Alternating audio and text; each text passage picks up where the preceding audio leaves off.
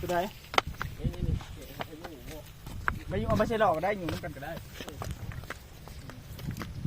มาเชื่อกันใหม่นะก่อน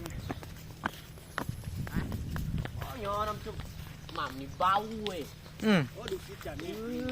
มีกระทาเลยไหนนอนมันจะใส่นักยอจุ่มหม่ำนี่เบาเว้ยพิซซ่าใหม่เบา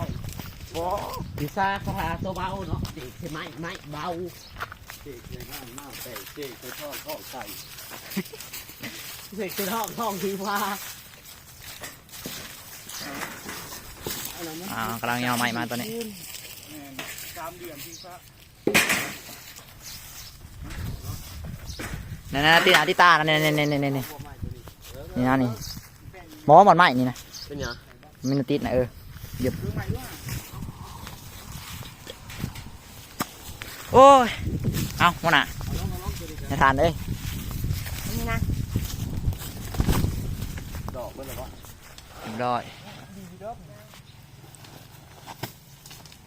เอาเฮ็ดเวียกวางไม่นานมาคนเอาคโลนี่ลงไปไหว้สามเลย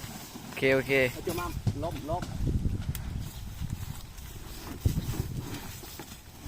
ตะนี่เลยบริษัทเลยปัจจุบันจะเชี่ยเพื่อนแต่เราไม่ใช่